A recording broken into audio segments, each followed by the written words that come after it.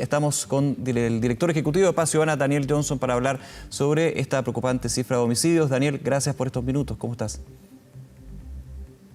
Hola, muy buenos días. Muchas gracias a ustedes. Disculpen, fue un problema técnico mío. No te preocupes, no te preocupes. Ya está solucionado. Daniel, yo en la introducción mencionaba lo que fue esta cifra de homicidios registrados durante el año pasado, la más alta de los últimos 5 años. ¿Cómo reaccionan ante esto y cuál es la mirada también que puede explicar lo que es esta lamentable cifra que entregábamos?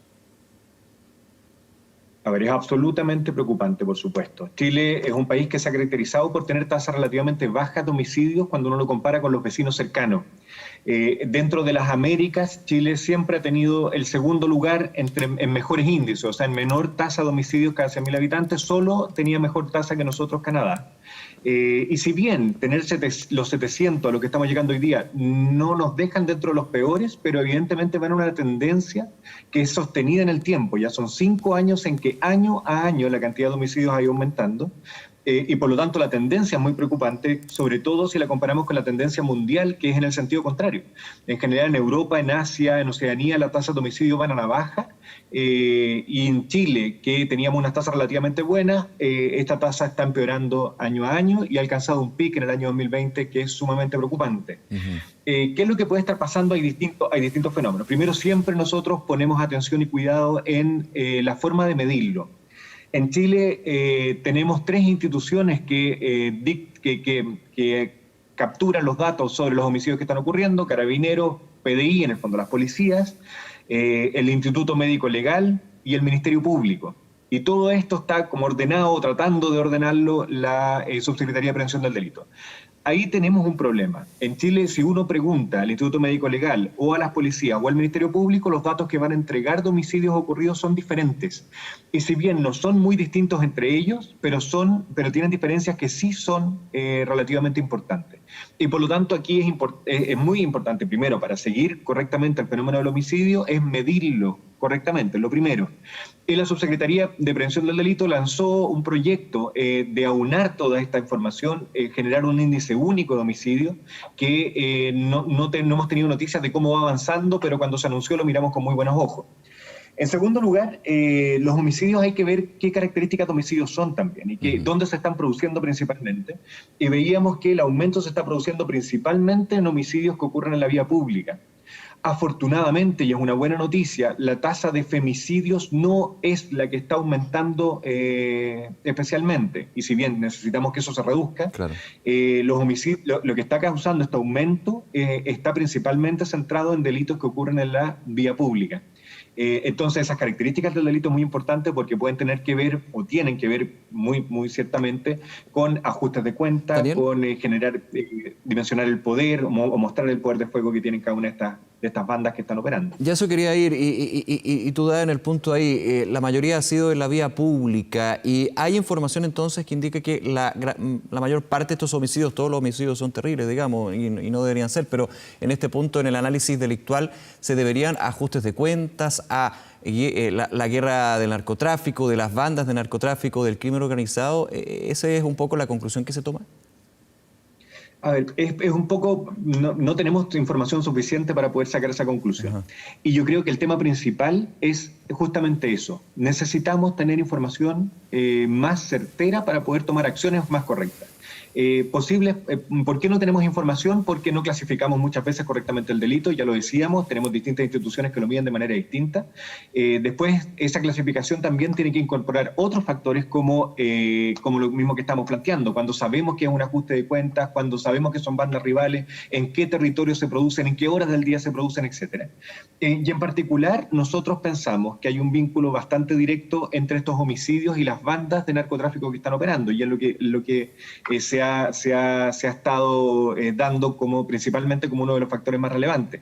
Y si bien esto tampoco lo tenemos 100% confirmado, sí vemos otros factores que son relevantes que permitirían ligar estas dos cosas. Por ejemplo, en Chile, sabemos, es el país, y esto hay estadísticas que lo demuestran, es el país que tiene el mayor consumo de marihuana y de otras drogas en la población joven, en la población de estudiantes secundarios y en octavo básico también. Si uno calcula, estima el volumen, hay estimaciones muy gruesas, pero podríamos llegar a números de entre 800 millones de dólares al año, 2.400 millones de dólares al año. Ese es como el rango, solamente en el consumo de marihuana, que evidentemente es el más masivo. Y eso evidentemente es una cifra muy preocupante porque es un mercado de un volumen que permite financiar bandas operando, soldados que sirven a estas bandas, importación de armas, y ahí es donde tenemos que empezar a hacer las cosas de una manera diferente. Primero, el narcotráfico no se va a terminar si no terminamos o hacemos un avance importante en el consumo. Hoy día aparecía en las noticias que había una diferencia importante entre el consumo en ciertos barrios que habían incorporado una metodología islandesa, que es el tipo de programa. Nosotros tenemos que abordar el tema del consumo porque tenemos un problema grande en cantidad y también tenemos un problema grande en la percepción de que no hace daño el consumo juvenil de droga. Si eso no lo solucionamos, nunca vamos a poder abordar la demanda y por lo tanto la oferta siempre va a estar respondiendo a esa demanda que va a estar pidiendo o va a estar tratando de consumir esta droga. Entonces lo primero también es dar un poco vuelta. No solo en este momento las acciones policiales y de persecución van a ser la solución, sino que también tenemos que hacer campañas importantes en materia de prevención del consumo. Aquí una idea, por ejemplo, es pasar a senda de depender del Ministerio del Interior, que es más bien reactivo, a un Ministerio de Salud, que es el que naturalmente tiene herramientas más preventivas para evitar que estos consumos crezcan. Asimismo, la persecución tiene que ser transversal. El problema del narcotráfico no es un problema que ocurra puntualmente en un territorio. No es como lo que podría ser un delito de robo, o robos menores, que normalmente ocurren en ciertos territorios y el problema radica y la situación delictual radica solo ahí. Claro. El delito del narcotráfico tiene un lugar donde se planta, donde se produce, en el caso de drogas sintéticas, por ejemplo, donde se procesan después si son drogas de origen natural, en el fondo como la marihuana, la cocaína, después se traslada, o sea, se interna al país normalmente en algún lugar, después se almacena, se produce la transacción y normalmente la entrega incluso es un lugar distinto donde se produjo la transacción, que la transacción es normalmente por internet. Entonces, si entendemos que el delito es transversal a nivel del país, tenemos que tener herramientas más potentes para perseguirlo de manera transversal. Y el sistema de fiscalías regionales que tenemos no es capaz de responder a este tipo de delitos que son transversales.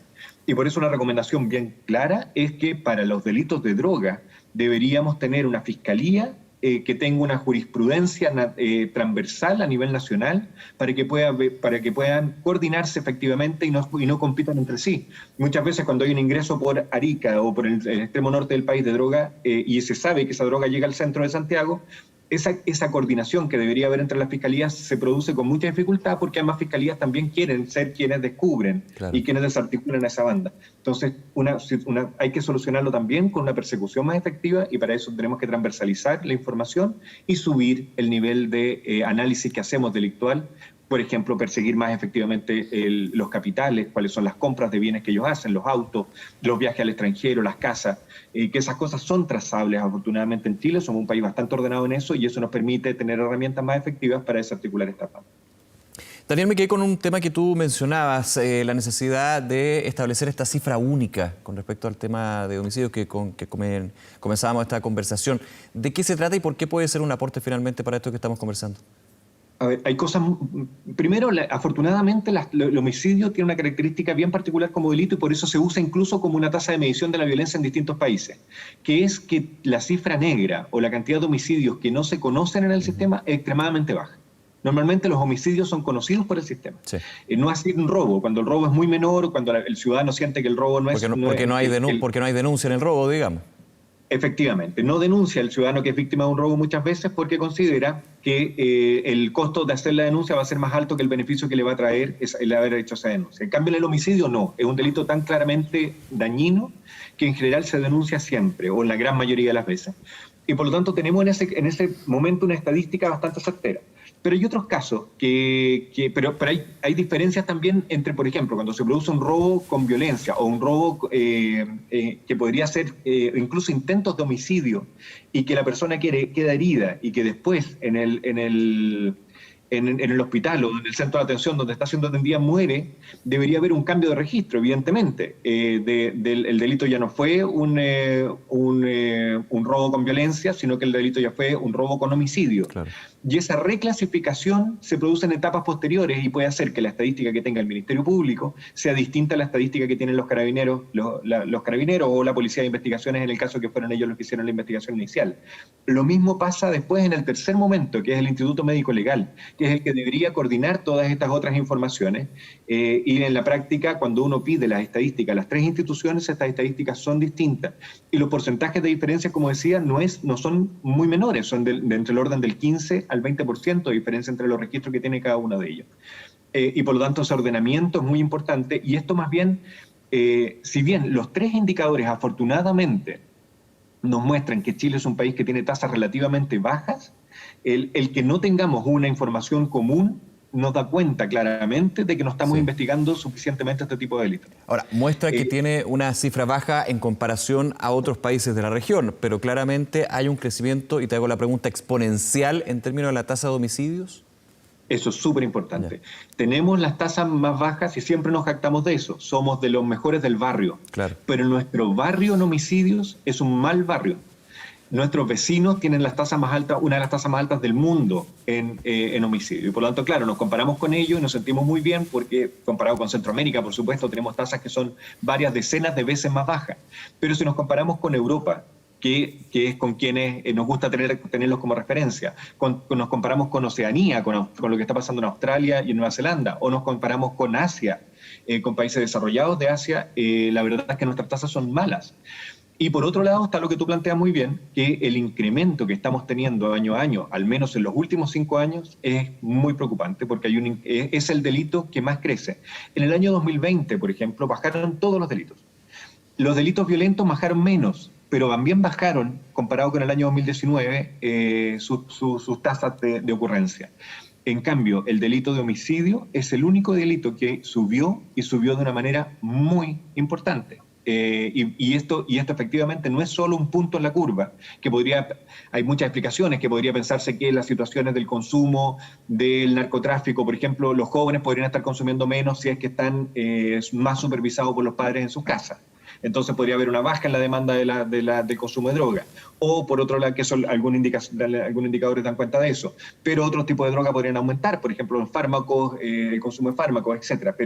Pero esas diferencias que estamos viendo en todos los delitos en el 2020 contra el 2019 nos preocupan, nos hace preocuparnos especialmente el homicidio porque es el único delito de los que nosotros registramos, que son los delitos de mayor connotación social o estos delitos más graves, o que generan más daño, es el único delito que está teniendo un aumento, y el aumento que está teniendo es más de un 40%, y eso es una tendencia de los últimos años, y por lo tanto nos hace proyectar, si no hacemos cambios relevantes, en la manera en que hacemos la persecución de las conductas delictuales que llevan a cometer un homicidio, que en el futuro nos hace augurar que vamos a tener un problema cada vez más profundo y más grave en el país. Ahora, de acuerdo a las estadísticas, Daniel, también hay un punto que es preocupante, y ponerlo en el contexto de por qué es tan preocupante en todo esto, que es que hay un aumento también en los homicidios que se dan durante el día. Muchas veces siempre se daba esta falsa seguridad de que la noche era más peligrosa, el día no. Bueno, hemos visto que efectivamente eso ha ido cambiando en los últimos años. Me quiero ir más allá de 5 años, porque obviamente la percepción tiene que ser ya a un nivel de 10, 15 años, quizás 20. ¿Eso también ha cambiado y cómo lo evalúan ustedes? Efectivamente. Es súper interesante todo ese tipo de análisis que se pueden hacer. Primero, ¿a qué están asociados? Es bien importante, esta estadística todavía no la tenemos abierta para el año 2020, por lo tanto la tenemos que revisar después. Pero si los delitos están asociados a un delito de robo, y por lo tanto puede ser que el robo con violencia sea el que esté desencadenando mayor cantidad de homicidios, o si son ajustes de cuenta, por ejemplo, que no están asociados normalmente a un robo, sino que simplemente es el homicidio puro y duro que ocurre en la vía pública. También los horarios de ocurrencia evidentemente son muy importantes. La violencia que están teniendo, o los delitos, lo que sí nos muestra las estadísticas es que los delitos violentos se han mostrado más resistentes a la baja, dada por la pandemia principalmente, en el año 2020.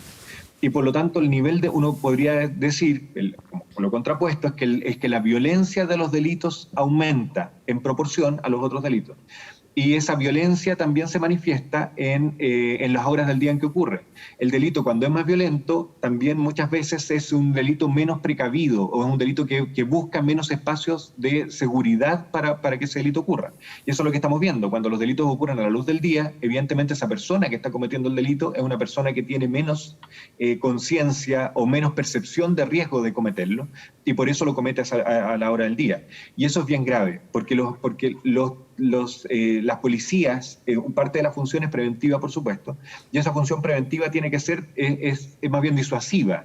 La prevención temprana que uno busca siempre es lo que hablábamos antes: cómo evitamos que un joven se involucre en el consumo de droga, cómo evitamos que un joven se involucre, por ejemplo, como soldado en una banda delictual que opera en cierto barrio. Bien. Esa es la prevención lo más temprana posible. Cuando ya no logramos eso, lo que sirve es la acción policial disuasiva, o sea, que la policía esté en ciertos territorios y que por lo tanto pueda inhibir a las personas que quisieran cometer un delito de que lo cometan, porque hay una acción policial fuerte.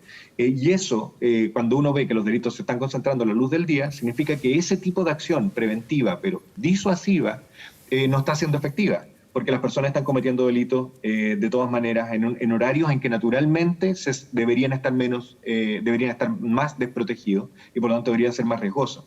Y aquí la infraestructura es súper importante también. Hay estudios, por ejemplo, que demuestran que la iluminación de las calles disminuye los delitos. Y eso es bien evidente. Y uno diría, bueno, ¿pero cuál es la novedad? Sí, pero inhiben los delitos tanto de día como de noche. Y eso es bien relevante, porque no es necesariamente la luz la que evita que ocurran delitos de noche, sino que es la sensación de que el barrio es más seguro cuando el Estado invierte en esos barrios. Cuando son barrios, cuando transformar un sitio eriazo, por ejemplo, en una plaza, cuando la gente tiene la percepción de descontrol, son barrios que se transforman en lugares más inseguros. En cambio, cuando la gente percibe que los lugares son seguros porque están suficientemente vigilados, porque están suficientemente limpios también, son cosas que afectan, porque ven que no hay un descontrol, por ejemplo, y aquí es tan importante también el tema de la informalidad en las ventas, en las calles, que si bien uno entiende el fenómeno social y por qué esas personas llegan a vender ahí, hay un perjuicio también en la ocurrencia de esa venta, no solo para el comercio, sino también por la sensación de informalidad que se percibe en ese territorio, que también que también gatilla la ocurrencia de problemas delictuales de este tipo. Daniel Johnson, como siempre, muchas gracias por acompañarnos en Canal 24 Horas. Que esté muy bien. Muchas gracias a usted. Un abrazo. Hasta luego.